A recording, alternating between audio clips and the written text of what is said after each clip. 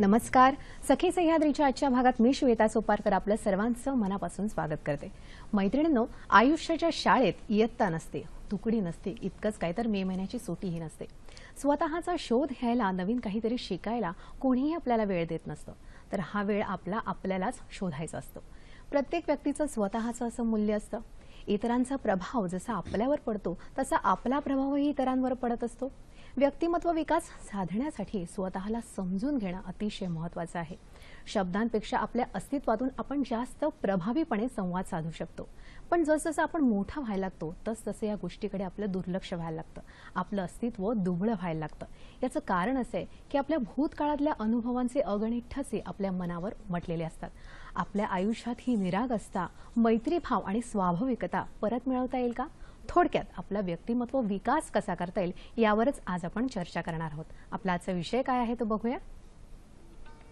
आपला आजचा विषय आहे आत्मविश्वासातून व्यक्तिमत्व विकास. आणि या विषयावर मार्गदर्शन करण्यासाठी अशाच एका तज्ञ व्यक्तीला आज आपण आपल्या स्टुडिओमध्ये निमंत्रित केले. त्यांची ओळख करून घेऊया. आपल्यासोबत आहेत पुष्पलता चौरे मॅडम. नमस्कार मॅडम. सखी सह्याद्रीत तुमचं मनापासून स्वागत.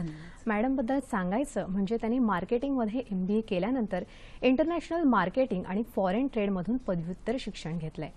व्यक्तिमत्व विकास या विषयांवर त्यांचा सखोल अभ्यास आहे. यासोबत तणाव व्यवस्थापन, वेळेचं नियोजन, संवाद कौशल्य, वागणुकीचं तंत्र, गोल सेटिंग म्हणजेच ध्येयाकडे वाटचाल करताना घ्यावयाची काळजी याचं प्रशिक्षण ते कार्यशाळेच्या माध्यमातून घेत असतात. महाराष्ट्र राज्य सहकारी बँक, आदिवासी शिक्षण संस्था अशा विविध ठिकाणी त्या प्रशिक्षण वर्ग घेत असतात. करिअर समुपदेशनाचा त्यांना 8 वर्षाचा प्रदीर्घ अनुभव आहे. तुमच्याही मनात असे अनेक प्रश्न असतील, अनेक शंका असतील, त्यासाठी आपले दूरध्वनी क्रमांक याप्रमाणे. संपर्कासाठी दूरध्वनी क्रमांक 24908050, 24988050. मोबाईल धारक आणि मुंबई बाहेरच्या प्रेक्षकांसाठी 022 हा STD कोड आहे.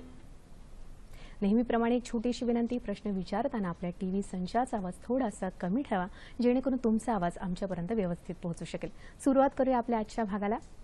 कार्यक्रमाला सुरुवात करण्यापूर्वी मॅडम पुन्हा एकदा तुमचं मनापासून स्वागत. धन्यवाद. आज आपण व्यक्तिमत्व विकासाबद्दल बोलतोय.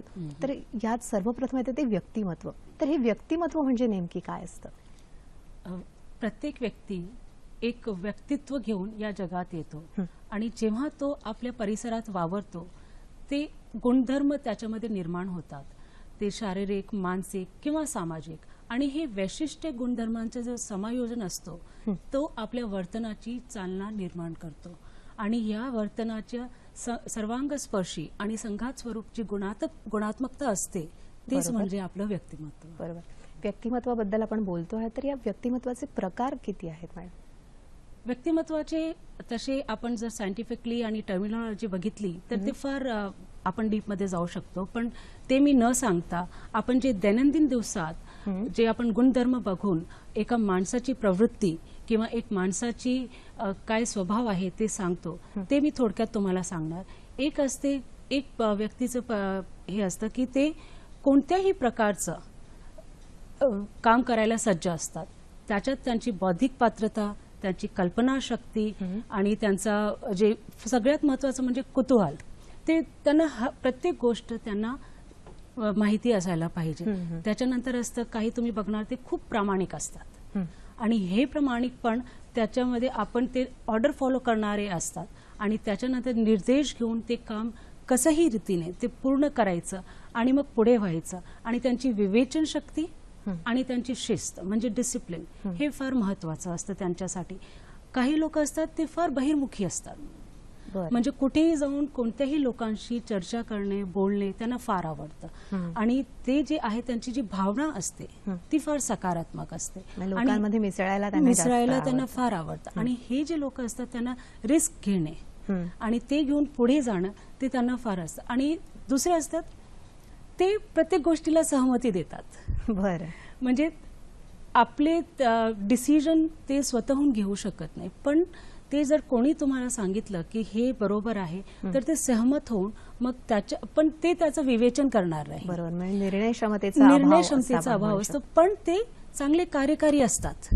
कार्य करणारे ते फार महत्त्वाचे असतात. त्याची सकारात्मक बाजू आपल्याला म्हणता येते. ते फार महत्त्वाचं असते. ते दयाळू असतात आणि तुम्ही त्यांच्यावर विश्वास ठेवू शकतात आणि ते दुसऱ्यांना सहयोग करायला नेहमी तत्पर असतात। आणि त्याच्या व्यतिरिक्त एक लास्ट म्हणजे ज्याची आपल्याला काळजी घ्यायला पाहिजे त्याला आपण म्हणतात इंट्रोवर्ट, पण अंतर्मुखी बोलण्यापेक्षा त्यांच्यामध्ये जे आहे, कारण ते ज्या परिसरात वावरलेले आहेत त्याच्यामुळे त्यांच्यामध्ये नैराश्य, एकटे राहणं आणि तणावात जीवन जगणे हे त्यांच्यामध्ये एक कमतरता निर्माण होते। परिस्थितीमुळे ते हां. अशा परिस्थितीत तर येतात. त्यांची जी परिस्थिती निर्माण झालेली असते तर ह्याची आपल्याला काळजी घ्यायला पाहिजे की हे गुणधर्म आपण आपल्या व्यक्तिमत्वामध्ये येऊ देऊ नये। घ्यायला पाहिजे, बरोबर। आता आपण हे प्रकार पाहिले व्यक्तिमत्वाचे, तर आता मला असं विचारायचं मॅडम की व्यक्तिमत्वाचा विकास म्हणजे त्या व्यक्तीमधल्या विविध पैलूंचा विकास असं आपण म्हणतो, तर हे पैलू कोणते आहेत? सगळ्यात महत्त्वाचा पैलू म्हणजे स्वतःला जाणून घेणे, ते फार महत्त्वाचं आहे। लोक 10 गोष्टी बोलतात आणि प्रत्येक जण आपल्याला वेगळं, पण आपण स्वतः कोण आहोत जोपर्यंत आपण स्वतःला जाणणार नाही तोपर्यंत आपण स्वतःचा विकास कधीही करू शकणार नाही। त्याच्या दुसरी गोष्ट म्हणजे विचारांमध्ये सकारात्मकता आणणे, वाचन करणे।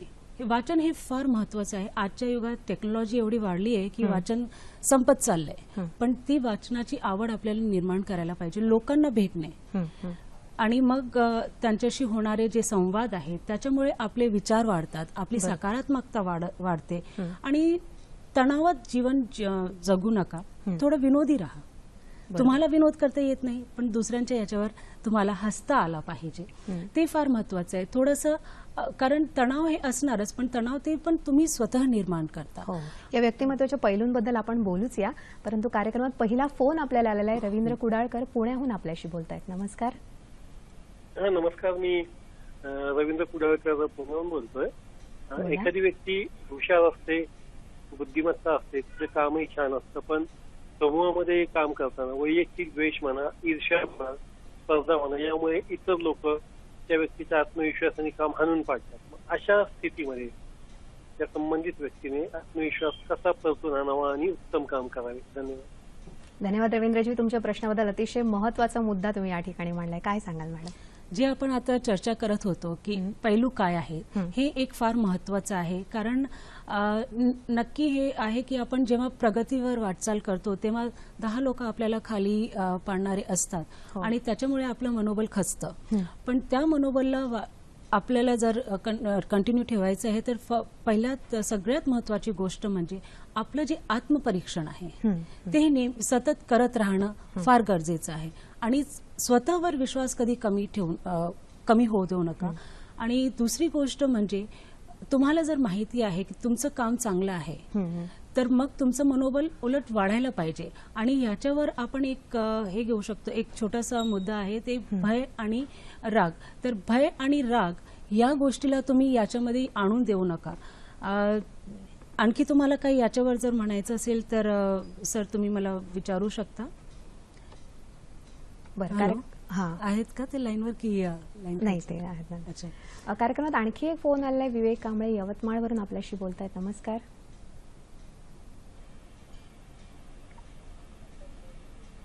नमस्कार विवेकजी, बोला।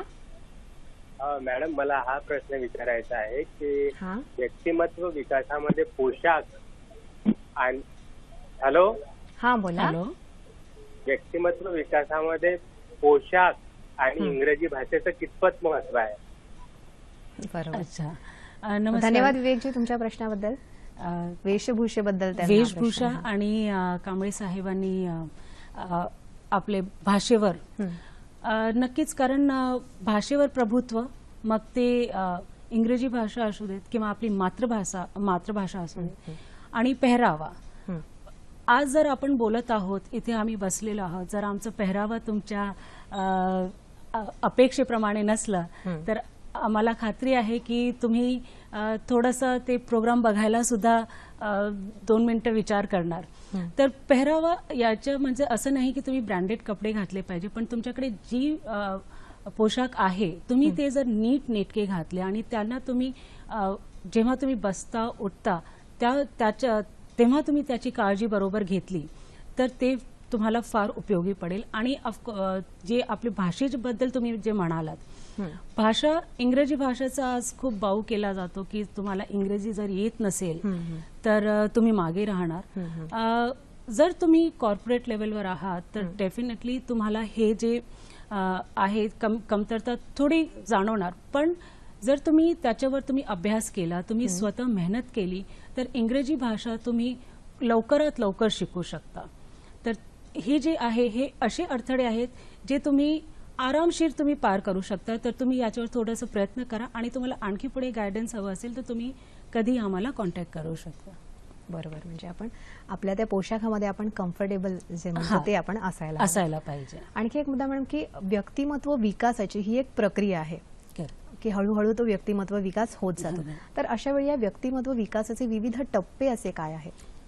व्यक्तिमत्व विकास आपण म्हणतो की एक वय असतं, तिथेच आपण बोललं की ते होतं. पण व्यक्तिमत्व घडवणं जेव्हा तुम्ही जन्माला येतात तेव्हापासून तुमचं व्यक्तिमत्व घडवायला सुरुवात होते.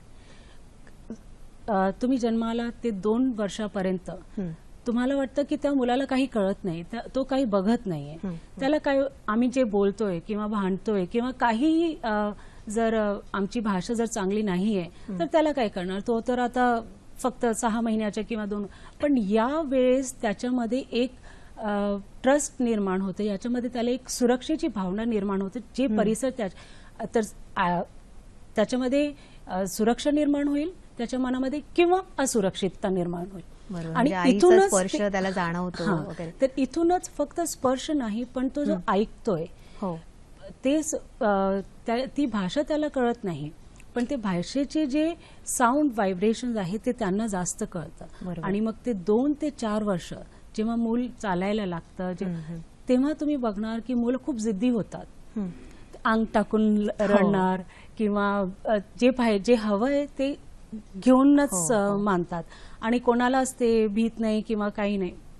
तर ते इथे जे आहे इथे पालकांचं जी भूमिका आहे ते फार महत्वाची आहे. कारण इथे या गोष्टींवर जर पालकांनी आपल्या मुलांना नीट वळण दिलं तर ते एक खूप कॉन्फिडंट पर्सनॅलिटी म्हणून आयुष्यात उभरून विकसित होईल. दुसरा टप्पा म्हणजे महत्वाचा टप्पा म्हणजे बालवाडी.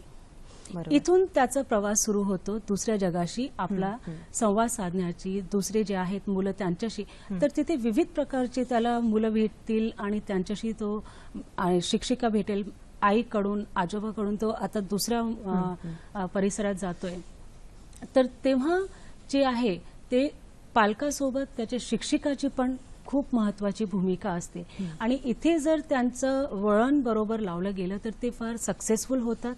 त्यांचे जे सकारात्मकता त्यांच्या व्यक्तिमत्वामध्ये वाढते, ते रिस्क घेण्यासाठी तयार होतात, ते दुसऱ्यांशी मग बोलायला ते घाबरत नाही, तर ते भीती निर्माण त्यांच्यामध्ये होत नाही. तर इथे जे आहे ते आपण जे वळण देतो, जे शिक्षा देतो बालवाडी, ते फार महत्वाची आहे. त्याच्यानंतर आलं आपलं महत्वाचा टप्पा म्हणजे शालेय जीवन.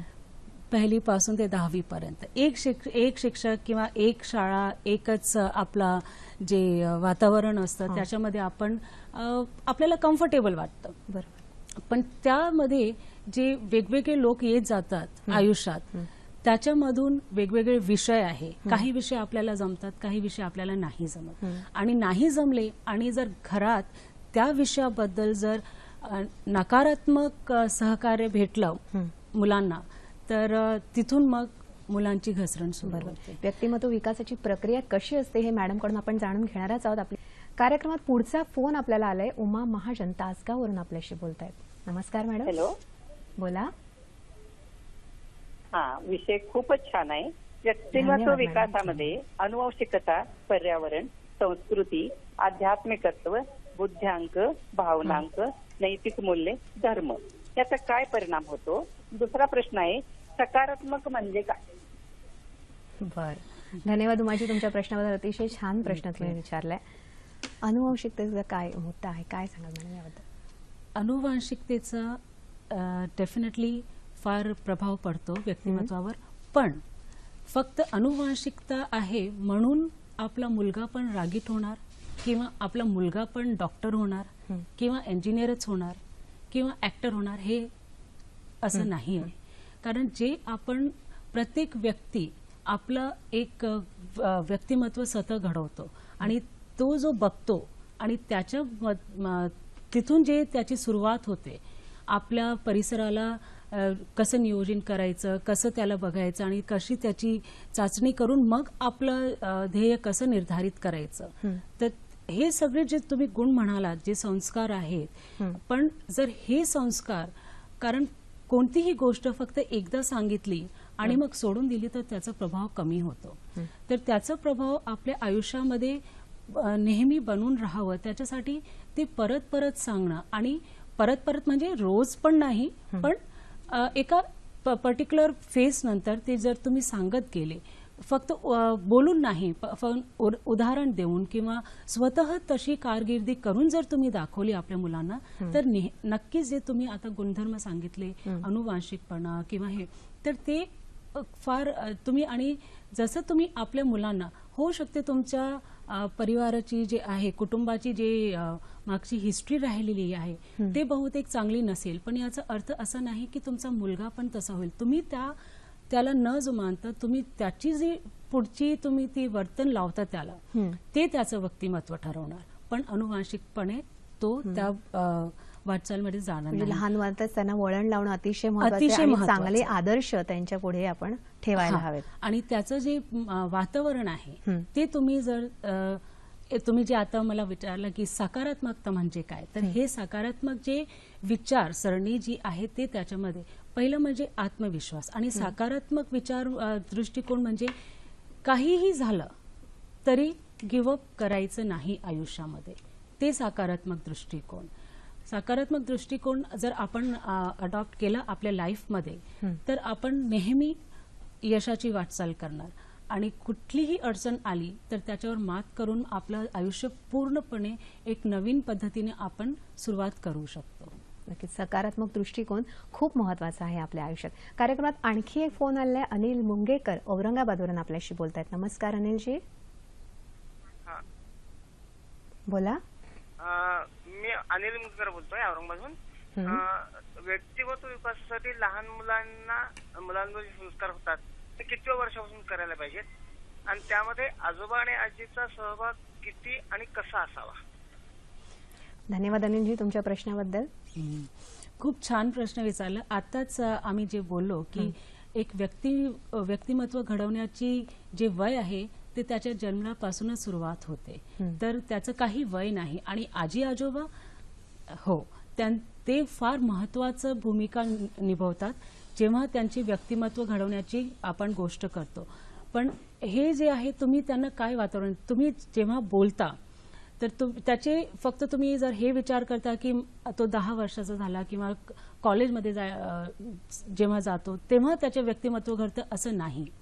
त्याची सुरुवात घरातून जेव्हा तो येतो आपल्या आयुष्यात तेव्हापासून त्याचं व्यक्तिमत्व घडायला सुरुवात होतं. आजी आजोबांचा सहयोग, त्यांच्या गोष्टी, त्यांची वर्तणूक, त्यांचं वातावरण, त्यांच्याशी खेळणं, हे व्यक्तिमत्व विकासाची प्रक्रियेची सुरुवात आपल्या घरापासूनच होतो. कारण तो ज्याच्याशी पहिले संवाद साधतो, बोलून नाही, पण जे आपली भाषा आहे जे आपण कळतं, आपल्याला पण त्याचे काही कळत नाही, पण तो रडला कशासाठी, भुकेसाठी की त्याला काही दुखते हे आपल्याला बरोबर कळतं.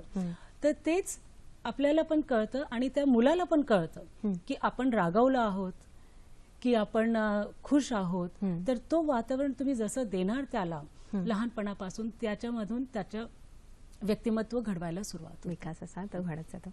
आणखी एक मुद्दा मॅडम, व्यक्तिमत्व विकास साधत असताना स्वतःला ओळखायला हवं असं आपण म्हणालात, तर मग आत्मपरीक्षण कसं करायला हवं, म्हणजे थोडक्यात सॉट एनालिसिस ज्याला आपण म्हणतो ते कसं काय केलं जातं? स्वॉट अनालिसिस हे एक खूप चांगली प्रक्रिया आहे आणि त्याच्यामध्ये आपण स्वतःला खूप चांगल्या रीतीने जाणून घेतो. स्वॉट म्हणजे जे एस आहे ते वेगवेगळे जे आहे, SWOT, त्याचा वेगवेगळे अर्थ आहे. बरं. एस म्हणजे तुमची स्ट्रेंथ, म्हणजे तुमची ताकद, म्हणजे तुमचे चांगले गुणधर्म, तुमचे काय गुण आहे, तुमची ताकद तुमची कशामुळे वाढते, बौद्धिक किंवा शारीरिक जे काही आपली पात्रता असेल ती. आणि W म्हणजे वीकनेस. वीकनेस म्हणजे तुमचे काही व्यसन किंवा अवगुण किंवा त्रुटी ते जे आहेत ते जे तुम्हाला यशापासून थोडं दूर ठेवत आहे ते तुमचे वीकनेस. आणि मग आहे O म्हणजे ऑपॉर्च्युनिटी, म्हणजे तुमच्याकडे काय संधी आहेत व्यवसायामध्ये किंवा पारिवारिक जीवनमध्ये किंवा सामाजिक आयुष्यामध्ये, तुमची काय तुमच्याकडे काय काय संधी उपलब्ध आहे ते आहे. आणि थ्रेट्स म्हणजे तुमची जी तुम्ही आपले उद्दिष्ट निर्धारित केलं आहे आणि तुम्ही जे तुम्हाला जे आपल्या आयुष्यात गाठायचे आहे त्याच्यात तुम्हाला काय गोष्टी अडथळे निर्माण करू शकतात त्याची जाणीव होणे. आणि जर हे आपण नियमित रीतीने करत गेलो तर मग यश कुठेही दूर गेलेलं नाही. नक्कीच. पण आत्मपरीक्षण सॉर्ट एनालिसिसच्या माध्यमातून आपण आत्मपरीक्षण कशा पद्धतीने करू शकतो यानंतर येतो सर्वात महत्त्वाचा मुद्दा म्हणजे आपल्या व्यक्तिमत्व विकासावर परिणाम करणारे घटक. तर मॅडम आपल्या व्यक्तिमत्व विकासावर परिणाम करणारे घटक कोणते आहेत? आता आपण इथे 10वी 12वी उत्तीर्ण झालेल्या विद्यार्थ्यांबद्दल बोलत आहोत, बरोबर? तर त्यामध्ये महत्वाचं गोष्ट म्हणजे जे 10वी आणि 12वी पास होऊन महाविद्यालयात जातात तर एक सुरक्षिततेचं जे वातावरण आहे, एक शिस्तीचं जे वातावरण आहे ते एकदम मुक्त वातावरणामध्ये त्यांची जाणीव होते. आणि तिथून मग जर त्यांचा आपण योग्य मार्गदर्शन केलं पालकांनी, शिक्षकांनी आणि त्यांचं आपण वारंवार त्यांच्याशी आपण पॉझिटिव्ह संवाद साधत गेलं तर त्याच्यामुळे जे त्यांच्यामध्ये कॉन्फिडन्स निर्माण होते तर ते कॉन्फिडन्स मग ते कारण आपलं जे एक मूळ स्वभाव असतं माणसाचा त्याचा मूळ स्वभाव हे असतं की तो निगेटिव्ह दिशामध्ये पहिले ओढला जातो. हो, म्हणजे पहिले डोक्यात आपल्या नकारात्मकच विचार आहे. आणि हे जे किशोरावस्था असते 10वी 12वीच्या मुलांची ते फार जे म्हणतात धोकादायक अवस्था, अपरिपक्व ते असतात. तर तिथे जर आपण ह्या गोष्टींची काळजी घेतली नाही तर ते चुकीच्या मार्गावर वाटचाल करणे फार सोपं आहे त्यांच्याकडे. तर तिथे आपल्याला पालक म्हणून किंवा शिक्षक म्हणून आपल्याला त्यांना नियमित रूपाने मार्गदर्शन करणे फार आवश्यक आहे. म्हणजे आपल्या पाल्याशी आपण सतत संवाद साधत राहणं अतिशय गरजेचं आहे. कारण त्यांना सर्व प्रकारची त्यांना सूट भेटते की कुठे बसायचं, कोणतं लेक्चर अटेंड करायचं, नाही करायचं. आणि मग त्यांच्याकडे येतं मोबाईल फोन, सोशल मीडिया.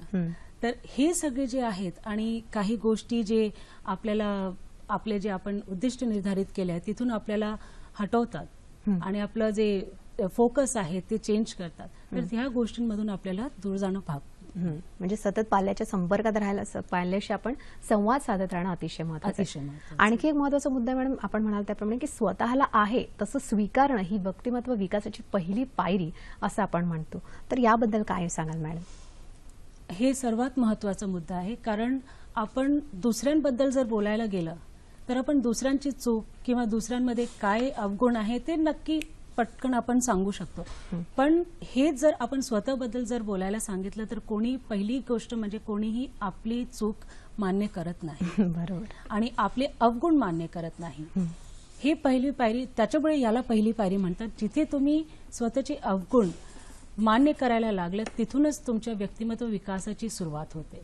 कारण तिथून तुम्ही आपल्याला स्वतःला जाणून घेण्याचे तुम्ही प्रयत्न करतात आणि जे काही तुमच्यामध्ये कमतरता आहे त्याला तुम्ही कसं तुमची कमतरतेला तुमची ताकद बनवू शकता. मग तुमची विचारसरणी तुमची पॉझिटिव्ह होऊ शकते आणि त्याच्यामुळे तुम्ही हे पहिले आपली जेव्हा जर तुम्ही खरंच आपल्या व्यक्तिमत्वाला एक चांगलं स्वरूप द्यायचा प्रयत्न करत आहात तर पहिली गोष्ट तुम्ही हे करा की पहिले जे स्वॉट अनालिसिस आपण हे केलंय त्याच्यामध्ये तुम्ही स्वतःला जे अवगुण आहे, जे कमीपणा आहे ते लिहून काढा, ते बघा आणि त्याच्यावर मग थोडंसं विवेचन करून ते आपण त्याच्यावर कसं वर्कआउट करू शकतो ते तुम्ही नक्की करा. म्हणजे स्वतःला स्वीकारणं आणि मग त्या आव्हानांचा सामना करणं अतिशय महत्त्वाचं आहे. कार्यक्रमात आणखी एक फोन आलाय आपल्याला. श्रद्धा हिंगले पुण्याहून आपल्याशी बोलतायत. नमस्कार, बोला. मला विचारायचं होतं, निगेटिव्ह विचार येत राहतात तर त्याच्यावर काय केलं पाहिजे? आता जे मॅडमने सांगितलं की धन्यवाद श्रद्धा तुझ्या प्रश्नाबद्दल. जो प्रश्न श्रद्धाने विचारला तमाम विद्यार्थ्यांना सध्या तो प्रश्न पडतो. काय म्हणाले मॅडम याबद्दल? हा श्रद्धा, पहिली गोष्ट हे की जे आता आपण बोललो की विवेचन करणं फार आवश्यक आहे. तर पहिले हे तुम्ही विचार करा की तुम्हाला हे निगेटिव्ह जे विचार येत आहेत ते कुठून येत आहेत. तुमच्या आजूबाजूच्या लोकांशी किंवा तुमच्या आयुष्यात काही अपयश घडलं आहे, काही अशी घटना घडली आहे त्याच्यामुळे हे येते. तर ते कारण पहिले तुम्ही शोधणं फार महत्वाचं आहे. कारण ते जर मूळ कारण आपल्याला जर काही आजार झाला तर त्याचं जोपर्यंत मूळ आपण शोधत नाही त्याच्यावर आपण औषध देऊ शकत नाही. तसंच जेव्हा तुमच्या मनामध्ये नकारात्मक विचार आले तर त्याचं जोपर्यंत तुम्ही मूळ शोधणार नाही तोपर्यंत तुम्हाला त्याचं उत्तर भेटणार नाही आणि त्याच्या नकारात्मकतेचा सकारात्मकमध्ये तुम्ही ते वर्तन करू शकणार नाही. तर पहिले त्याचं मूळ प्लीज तुम्ही शोधा आणि तुम्ही नक्की एक पॉझिटिव्ह व्यक्तिमत्व डेव्हलप करणार. मॅडम, आता हा व्यक्तिमत्व विकास करायचा म्हणजे थोडक्यात स्वतःचाच विकास करायचा, तर हा स्वतःचा विकास कसा करायला हवा आणि शरीर आणि त्यासोबत आपलं मन सुदृढ ठेवण्यासाठी काय करता येईल?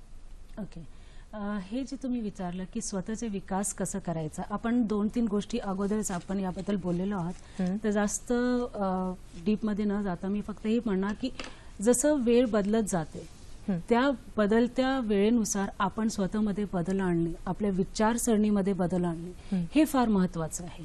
जे उद्दिष्ट आपण आपल्या आयुष्यासाठी ठरवले आहेत ते उद्दिष्टांमध्ये जे फोकस आहे ते कमी होता कामा नये अजिबात. आणि मग त्याच्या आणि एक गोष्ट मी जेव्हा आजच्या जे विद्यार्थी आहेत त्यांच्यामध्ये एक गोष्टीची मला नेहमी कमी आढळते आणि ते आहे म्हणजे फोरसाईट, म्हणजे दूरदृष्टिकोन. हे फार कमी आहे आज जे आपल्याकडे आहे. पण आज जी वस्तुस्थिती आहे ते 5 वर्षानंतर 10 वर्षानंतर किंवा 15 वर्षानंतर ती वस्तुस्थिती कशी असणार ही विचारसरणी सध्याच्या विद्यार्थ्यांमध्ये फार कमी आढळते. दूरदृष्टीचा अभाव, दूरदृष्टी. तर ही फार महत्वाची गोष्ट आहे. जर ही तुम्ही लक्षात घेऊन आपले उद्दिष्ट निर्धारित केले तर तुमच्यात मी असं म्हणणार नाही की कधीही तुम्हाला अपयश भेटणार नाही, पण त्याचे जे पर्सेंटेज आहे अपयश होण्याचे पर्सेंटेज ते फार कमी होईल. आणि त्याच्याबद्दल तुमचं शरीरचं तुमचं साथ देणं फार महत्वाचं आहे. आणि त्याचं 3 जे वैशिष्ट्य गुण आहेत म्हणजे पौष्टिक आहार, नियमित व्यायाम, आणखी काय करायचं शरीराबद्दल एक चांगला सकारात्मक दृष्टिकोन. आणि हे सकारात्मक जे दृष्टिकोन आहे ते तुमची मानसिक पात्रता वाढवणार. आणि मानसिक पात्रता कारण आपण जेव्हा एकाच वातावरणात राहतो तेव्हा आपण फक्त तेवढ्या पुरतं मर्यादित असतो. मी तुम्हाला एक छोटंसं एक उदाहरण देते की तुम्ही बघितलं असेल हत्ती, आपण हत्तीला एक पातळ दोरीने बांधून ठेवतो. हत्तीमध्ये एवढं बळ असतं की तो एक बिल्डिंग सुद्धा पाडू शकतो, पण त्याला आपण एक पातळ दोरी बांधली तरी तो त्याला टिकून राहतो. ते का? कारण ती त्याची मनस्थिती बनलेली असते की मला बांधून ठेवलेलं आहे, लहानपणापासून त्याला त्याच्यात बांधलेलं तर असतं. हे जे आहे हे फार महत्वाचं आहे की जी आपली मानसिक स्थिती आहे, आपली मानसिक विचार जे आहे, विचारसरणी जे आहे ते काळानुसार बदलणे फार गरजेचं आहे. आणि हे जर तुम्ही केलं तर तुम्ही खूप पुढे जाणार. दूरदृष्टी ठेवणं फार महत्वाचं आहे. आणखी एक मुद्दा मॅडम की शाळा आणि महाविद्यालयात व्यक्तिमत्वाची जडणघडण होत असते. अशा वेळी शासनाने शालेय अभ्यासक्रमात मूल्य शिक्षण हा विषय सुरू केलाय, तर या मूल्यांची भूमिका आपल्या आयुष्यामध्ये किती महत्वाची असते? मूल्यांची भूमिका, हे मूल्यच आपले व्यक्तिमत्व घडवतात. आणि मी सुद्धा त्यांचा सिलेबस बघितलेला आहे. त्यांच्यामध्ये त्यांनी जे टॉपिक्स इन्क्लूड केलेले आहेत ते फार महत्वाचे आहेत आणि ते फार उपयोगी पण आहे. पण त्याच्यामध्ये परत काय होतंय की ते फक्त पुस्तकांपुरतं राहतंय आणि फक्त मार्क आपल्याला त्याच्यामध्ये पाहिजे म्हणून स्टुडंट्स जे आहेत ते लर्न करतात आणि ते लिहून काढतात. इथे शिक्षकांची भूमिका फार महत्वाची आहे की त्याच्यामध्ये जे दिलेलं आहे, मूल्य जे दिलेलं आहे आपल्याला ते त्यांच्यामध्ये व्यावहारिकपणे आणि स्वाभाविकपणे त्यांच्या व्यवहारामध्ये आणणं फार महत्वाचं आहे. तर हे प्रयत्न आपल्या शिक्षकांनी करायला पाहिजे आणि ते गुणधर्म त्यांच्यामध्ये आत्मसात व्हायला पाहिजे. म्हणजे प्रात्यक्षिक स्वरूपात ते शिकवणं अतिशय महत्वाचं आहे. यानंतर सगळ्यात महत्वाचा मुद्दा येतो व्यक्तिमत्व विकासात, तो म्हणजे देहबोली. एखाद्या व्यक्तीच्या देहबोलीवरून आपल्याला त्या व्यक्तीबद्दल अनेक गोष्टी कळतात, तर ही देहबोली किती महत्वाची आहे? देहबोली फार महत्वाची आहे. जेव्हा आपण टप्प्यांबद्दल बोलत होतो आणि तिथे आपण लहान मुलांचं मेन्शन केलं, तिथे सुद्धा आपण एकमेकांना आपल्याला बोलता नाही आलं किंवा आपण दुसरे परदेशी जर आपण गेलं तर तिथे जर आपल्याला त्यांची भाषा येत नसली तरी आपण त्यांच्याशी संवाद साधू शकतो देहबोलीच्या माध्यमातून. कारण 90% जगात जी देहबोली आहे त्यांचा अर्थ जे आहे ते सामान्य आहे, एकच आहे त्याचा. काही आहे असे देहबोली ज्याचा अर्थ थोडा फार वेगळा आहे, पण जर बघायला गेले तर 90% तर मी तुम्हाला इथे थोडं 1-2 एक्झाम्पल्स देते. देहबोलीमध्ये 3 गोष्टी तुम्ही फार लक्षात घेण्याची गोष्ट आहे. पहिले म्हणजे आय कॉन्टॅक्ट. आय कॉन्टॅक्ट म्हणजे तुम्ही कशा तऱ्हेने बघता आणि जेव्हा तुम्ही संवाद साधता तर तेव्हा तुमचं जे बघणं आहे, तुमची जी नजर आहे जे ती हावभाव आहेत. समोरच्याकडे आहे की नाही, तर ते फार महत्वाचं आहे. आय कॉन्टॅक्ट असणं. कारण मी आता बोलते पण मी जर तुमच्याशी बघून बोलत नाही किंवा तुमच्याकडे माझं लक्ष नाही तर जो समोर ज्याच्याशी तुम्ही बोलताय त्याच्यापर्यंत तुमचं मेसेज अजिबात पोहोचणार नाही. बरोबर. दुसरं आहे फेशियल एक्सप्रेशन, म्हणजे आपले हातवारे, आपले जे आपण बघू हावभाव शकता आहेत, स्क्रीनवर. हा, जे आपले हावभाव आहेत ते आपल्याला चेहरा, कोणाचा चेहरा बघून आपल्याला कळतं की तो रागवलेला आहे की मस्तीच्या मूडमध्ये आहे की त्याला आता विनोद केला की आता सिरियस मूडमध्ये, ते आपल्याला कळतं. आणि ते तुम्ही जगात कुठेही जा ते तुम्हाला ते समजणार की काय त्याच्या मनामध्ये थोडंफार काय चाललंय ते तुम्हाला उमजतं. तर हे पण इथे पण जे आपण हातवारे करतो ते तुम्ही जर जाणून घेतलं तर तुम्ही समोरच्या व्यक्तीशी जे संवाद साधते ते तुमचं सक्सेसफुल होईल. त्याच्यानंतर जे आलं ते आपण त्याला म्हणतात पोस्चर्स. ते म्हणजे तुमची बसण्याची पद्धत, वागण्याची पद्धत, उभे राहण्याची पद्धत, तुम्ही पाय कसे ठेवता ते फार महत्वाचं आहे. तर इथे जर तुम्ही बघितलं, काही लोक, तुम्ही इथे मला एक्सप्लेन करण्याची एवढी गरज पण वाटत नाहीये, कारण तुम्ही इथे समजू शकता की काय चाललेलं आहे. आणि हे जे देहबोली आहे हे जर तुम्ही आत्मसात केली, पण हे आत्मसात तुम्ही एकदम स्वाभाविकपणे आपल्या व्यवहारात करायला पाहिजे. आणि तेव्हाच तुमची जी पर्सनॅलिटी आहे ते पूर्णपणे तुमची विकसित होईल. कार्यक्रमात आणखी एक फोन आपल्याला आलाय. धनश्री राव राजे लातूरहून आपल्याशी बोलतायत. नमस्कार. नमस्कार धनश्री, बोला. हा मॅडम, माझा प्रश्न असा होता, आपण ठरवतो की व्यक्तिमत्व विकास करायचा आणि हा करण्याचा आपण ट्राय पण करतो आणि व्याख्यानही ऐकतो त्याच्यासाठी खूप सारी. पण आजूबाजूचं वातावरण आणि लोक विचाराशी नकारात्मक जर असले आपला, तर आपण वेगळे पडतो त्यांच्यापासून. आणि मग अशा वेळी काय करायचं? आणि दुसरा असा प्रश्न होता की व्यक्तिमत्व विकास आपण करायचा म्हणतो, पण असा झाला व्यक्तिमत्व विकास हे आपण कसं ठरवायचं?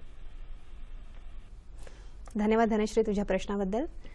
धनश्री, हे फार महत्वाचं तुम्ही प्रश्न विचारला की आपण व्यक्तिमत्व व्याख्यानं आपण ऐकतो, आपण पुस्तकं वाचतो, आपण खूप चर्चा पण करतो, पण ते मग त्याची आपण एक सवय करायला पाहिजे.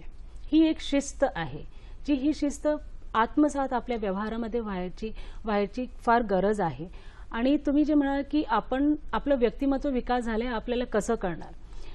आयुष्य जे आहे हे आपल्या संपेपर्यंत एक लर्निंग फेज आहे, तर ते कधी पूर्ण होणार नाही हे तुम्ही लक्षात घ्या. पण त्याची प्रक्रिया जी आहे ते नेहमी सुरू राहते आणि त्याचे विविध टप्पे असतात, ते तुम्हाला जाणीव करून देणार तुमची जी यशाकडे वाटचाल आहे. आणि प्रत्येक टप्प्यावर जे तुम्हाला यश भेटत जाणार तिथे तुम्हाला कळणार की हा, माझा व्यक्तिमत्वाचा विकास होतोय. आणि तुम्ही जे बदल येत आहेत तुमचे, आणि तुम्ही म्हणालात की जे आजूबाजूचं वातावरण आहे त्याच्यामुळे तुम्ही खचले जातात, तर त्याची तुम्हाला काळजी घेतली पाहिजे धनश्री. कारण त्याच्यामुळे जर आपण तिथे खंबीरपणे उभे राहिलं, आपण जे मोठमोठे व्यक्तिमत्व बघतो, आपण त्यांचे एक्झाम्पल्स देतो, ते त्या डिफिकल्ट सिच्युएशनमध्ये खंबीर उभे राहिले आणि म्हणून ते इथपर्यंत पुढे आले. आणि ह्याच गोष्टीचे आपल्याला सुद्धा काळजी घ्यायला पाहिजे की काहीही झालं तर आपण स्वतः खचू द्यायचं नाही. कार्यक्रमात आणखी एक फोन आलेला आहे. आकाश शहा पुण्याहून आपल्याशी बोलतायत. नमस्कार. हा, माझा प्रश्न असा आहे, मी पुण्यावरून बोलतोय की बऱ्याच वेळेस आपल्या हातून जसं आपल्याला नॉलेज आहे की आपण व्यायाम केल्याने आपली तब्येत वाढते, परंतु कृती करताच येत नाही. बरं. अच्छा, म्हणजे हे असं झालं की आपल्याला शाह सर की आपल्याला कळते पण आपण त्याच्याबद्दल आपण प्रयत्न करत नाही. तर इथे जे आहे काही गोष्टी आहे जे तुम्ही स्वतःसाठी निर्धारित करणं फार महत्त्वाचं आहे. तुम्ही म्हणालात की तुम्हाला माहिती आहे की शरीराबद्दल तुम्हाला व्यायाम करणे हे फार गरजेचं आहे. आणि तुम्ही जर केलं नाही, पहिले तुम्ही थोडंसं विचार करा की जर तुम्ही केलं नाही तर तुमच्यावर काय दुष्परिणाम होतील आणि ते दुष्परिणाम तुमच्या स्वतःच्या आयुष्याला किती वाईट परिणाम टाकतील ते तुम्ही जर त्याच्याची तुम्ही जर काळजी घेतली तर तुमच्याकडे आपोआप वेळ निघून येईल. तर वेळ बघा, सगळ्यांना जी वेळ असते ते 24 तासच भेटतात, पण 24 तासात काही लोक आहेत जे 24 तास झोपून काढतात आणि काही लोक असे असतात की ते त्या 24 तासामध्ये एवढे काही काम करून जातात आणि तरी सुद्धा त्यांच्याकडे वेळ राहतो. तर ते जे वेळेचं नियोजन आपण पुढे बोलूया याच्यावर, तर ते फार महत्वाचं आहे. थोडं तुम्ही याच्यावर जर प्रयत्न केलं तर मी तुम्हाला खात्री देते की तुम्हाला स्वतःच्या व्यायामासाठी नक्कीच वेळ मिळेल. वेळेचा सदुपयोग करणं अतिशय महत्वाचं आहे. मॅडम, आताच 12वीच्या विद्यार्थ्यांचा निकाल लागला, त्यांच्यासमोर सर्वात मोठा प्रश्न असतो तो म्हणजे नेमकं कोणतं करिअर निवडायचं. पालक आणि विद्यार्थी दोन्ही गोंधळलेल्या अवस्थेत आपल्याला दिसतात. तर मग कशात करिअर करायचं हे ठरवत असताना कोणत्या गोष्टी विचारात घ्यायला पाहिजे? पहिली गोष्ट म्हणजे की आपलं जे छंद आणि आवड आहे त्याच्यामध्येच आपण करिअर करायचं. हे जेवढं सत्य आहे तेवढं त्याच्यामध्ये खूप ॲम्बिग्युटी पण आहे. म्हणजे ते काही छंद असे असतात की ते फक्त तुमचे छंद असतात, पण तुम्ही त्याच्यामध्ये जर करिअर करायला गेलेत तर तुम्ही त्याच्यामध्ये करिअर करू शकणार नाही, कारण तुमचे जे व्यक्तिमत्वाचे जे गुण आहेत ते फार वेगळे असतात, ते त्या छंदाला उपयोगी नसतात. तर छंद आणि आवड आणि व्यवसाय, पहिले याच्यामध्ये आपल्याला क्लॅरिटी असणे फार महत्वाचे आहे. आणि पालकांनी या गोष्टीची काळजी घेतली पाहिजे की आपले जे विचार आहेत ते आपण आपल्या पाल्यांना जबरदस्तीने त्यांना तेच करायचं आहे हे तुम्ही त्यांच्यावर थोपवू नका, किंवा तेच करा अशी त्यांना परत ते आणि जर ते तुम्ही त्यांचे गुणधर्म बघितले, आवड बघितली आणि त्याच्यामध्ये अगोदरच त्यांनी काहीतरी करून दाखवलेले आहे तर तुम्ही त्यांना मार्गदर्शन करा आणि उपयोगी जे असेल ते त्यांना रास्त तुम्ही दाखवा. तसं आपण मार्गदर्शन करायला. आणखी एक मुद्दा मॅडम, की जे विद्यार्थी परीक्षेत नापास होतात किंवा ज्या विद्यार्थ्यांना मनासारखं यश मिळत नाही, अशा वेळी ही मुलं निराश होतात, तणावाखाली येतात. तर अशा विद्यार्थ्यांना काय मार्गदर्शन करा, म्हणजे आत्मविश्वास वाढवण्यासाठी काय करता येईल? हे फार एक कॉमन जे आपण म्हण आहे ते म्हणतो की अपयश ही यशाची पहिली पायरी असते. आणि हे तुम्ही मान्य करा की नका करू, पण हे सत्य आहे. आणि कारण एक गोष्ट नेहमी तुम्ही लक्षात ठेवा की जे खराब वेळ असते, म्हणजे टफ टाइम जे तुमच्या लाईफमध्ये येते ते फक्त थोड्या काळासाठी येतं, पण जर तुम्ही त्या काळात तुम्ही खंबीरपणे उभे राहिलात आणि तुम्ही त्या अपयशाला का तुम्ही मुखी पडलात, म्हणजे काय कारण तुम्ही जे शोधून काढलं आणि त्या कारणावर मात देऊन तुम्ही यशाकडे वाटचाल केली, तर हे यश जे तुमच्या सोबत पूर्ण आयुष्यभर राहील. तर अपयशामुळे तुम्ही खचून जाऊ नका, त्याचं कारण तुम्ही शोधून काढा. तुम्हाला योग्य मार्गदर्शन कोण करणार आणि त्याच्यामधून कसं निघायचं. आणि पालकांनी सुद्धा इथे काळजी घेतली पाहिजे की जर अपयश मिळालं तर ठीक आहे, एक गोष्ट नेहमी लक्षात ठेवा की टक्केवारी ठीक आहे, काही पात्रतेत हे फार महत्वाचं आहे, पण टक्केवारी तुमचा व्यवसाय निर्धारित करत नाही किंवा तुमचं व्यक्तिमत्व निर्धारित करत नाही. तर पालकांनी ह्याची गोष्ट, पण पाल्यांनी याचा दुरुपयोग करून घेऊ नये की टक्केवारी महत्वाची नाही तर चालेल. तर ते दोन्ही जे आपल्यामध्ये जे समजूतपणा आहे दोघांनी समजूतदार, पण अपयशामुळे प्लीज तुम्ही खचून जाऊ नका आणि पुढे जे तुमच्याकडे संधी उपलब्ध आहे त्याचा योग्य तुम्ही उपयोग करा आणि पुढची वाटचाल आपण सुरूच ठेवायला हवी. आणखी एक की यश मिळवणं तुम्ही सांगितल्याप्रमाणे मॅडम नक्कीच आपल्याच हातात आहे आणि आपलं हे ध्येय गाठण्यासाठी वेळेचं व्यवस्थापन अतिशय महत्वाचं आहे. तर विद्यार्थ्यांनी हे वेळेचं व्यवस्थापन कशा पद्धतीने करायला हवं? वेळेचं जे व्यवस्थापन आहे ते तुम्हाला एक खूप उंचावर घेऊन जाऊ शकतो किंवा तुम्ही जिथे आहात त्याच्यापेक्षाही वाईट स्थितीमध्ये तुम्हाला घेऊन जाऊ शकतो. कारण जर तुम्ही वेळेचा सदुपयोग केला तर तुमची कार्यक्षमता वाढते, तुमची जी आहे हेल्थ चांगली राहणार आणि तुम्ही जे पण काही तुम्ही आपलं काम करायला घेतलेलं आहे ते तुम्ही योग्य रीतीने पार पाडू शकणार. आणि त्याचं कसं करायचं ते एक तुम्ही वेळपत्रक, आपल्या आयुष्याचं, आपल्या उद्दिष्टांचं एक वेळपत्रक बनवून घेणे फार महत्वाचं आहे. मी असं म्हणत नाही की मिलिटरी रूल तुम्ही फॉलो करा आपल्या लाईफमध्ये, पण आपल्या आयुष्याचं एक वेळपत्रक असणं हे फार महत्त्वाचं आहे की तुम्ही आणि तुम्ही जे उद्दिष्ट ठरवलेले आहेत त्या उद्दिष्टाला सुद्धा एक मर्यादित वेळ असणं फार महत्त्वाचं आहे. कारण आपण आयुष्यात जेव्हा येतो आपली पण मर्यादा एक ठरलेली असते, तर प्रत्येक उद्दिष्टाला सुद्धा एक मर्यादा वेळ जी आहे ते तुम्ही ठरवून आणि ते वेळेमध्ये आणि जमलंच तर त्या कमी वेळेमध्ये ते तुम्ही स्वतःला चॅलेंज करा आणि मग जे तुम्ही अडथळे आहेत, तुम्ही चॅलेंज तुम्ही एक्सेप्ट केलंय त्याच्यावर तुम्ही मात देऊन तुम्ही पुढे जा, पण वेळेचा दुरुपयोग मात्र करू नका. वेळेचा दुरुपयोग करू नये आणि त्याचा योग्य तो आपण नियोजन करून आपलं ध्येय आपण ठरवलं पाहिजे. आणखी एक मुद्दा मॅडम, की विद्यार्थ्यांची जडणघडण होत असताना, त्यांचं व्यक्तिमत्व विकसित होत असताना या प्रक्रियेमध्ये पालकांची भूमिका कशी असायला हवी? पालकांची भूमिका सर्वात महत्त्वाची आहे आणि आजच्या युगात जेव्हा आपण पालकांबद्दल बोलतो, आपण आता हे ट्रेंड जे आहे की दोन्ही पालक कामावर जातात आणि मुलं जे आहेत ते केअरटेकर असते किंवा हॉस्टेलमध्ये असतात किंवा घरी कोणी बघणारं त्यांना असतो, घरचे लोक किंवा कुठे आणखी ते वाढतात. हे असताना सुद्धा पालकांनी आपली जी जबाबदारी आहे आणि आपले जे संवाद आहे ते फेसबुक आणि व्हॉट्सअपवर न ठेवता समोरासमोर संवाद करण्याची पद्धत सुरू परत करावी आणि सोबत एक क्वालिटी टाइम स्पेंड करणं फार महत्वाचं आहे. तेव्हाच तुम्हाला कळेल की पालकांना काय प्रॉब्लेम आहे आणि पाल्यांना काय प्रॉब्लेम आहे. आणि जेव्हा तुम्हाला ते कळणार आणि त्यांची जी संगत आहे, ते वातावरण आहे, ते योग्य आहे तुमच्या पाल्यासाठी नाही ते तुम्हाला तेव्हाच कळणार. तर त्याच्याबद्दल जाणीव असणे हे पालकांची फार मोठी जबाबदारी आहे आणि ही जबाबदारी पालकांनी अतिशय महत्त्वाचा मुद्दा आपण या ठिकाणी सांगितला मॅडम, की वेळ देणं अतिशय महत्त्वाचं आहे. आपल्या बिझी शेड्यूलमध्ये आपल्या पाल्याला वेळ देणं अतिशय महत्त्वाचं आहे. जाता जाता अगदी थोडक्यात मॅडम असं विचारते की आपल्या सर्वच प्रेक्षकांना, विशेषतः विद्यार्थ्यांना आपल्या आयुष्यात यशस्वी होण्यासाठी काय मूलमंत्र द्यावा असं वाटतं? सगळ्यात महत्त्वाचं म्हणजे की स्वतःवर विश्वास ठेवा. आत्मविश्वास हे फार महत्त्वाचं आहे. मेहनत जी आहे ती गुरुकिल्ली आहे. स्मार्ट आपण म्हणतो की स्मार्ट वेने काम करायचं गरजेचं आहे, पण मेहनतीला दुसरं पर्याय नाही. कधी काळी स्मार्ट ऍक्शन गरजेचं आहे, पण आणि यश जे आहे हे एक शिस्त आहे. ती शिस्त आपण नियमितपणे पाळली तर तुमचं यश तुमच्याशी दूर. स्वतःला शिस्त लावणं आणि मेहनत करणं हे अतिशय महत्त्वाचं आहे. मेहनतीचं फळ आपल्याला निश्चितच मिळतं.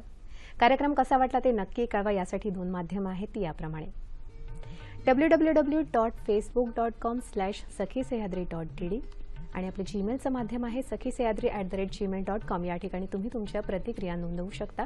आणि आपलं यूट्यूबचं माध्यम आहे www.youtube.com/sakhisayadri.com.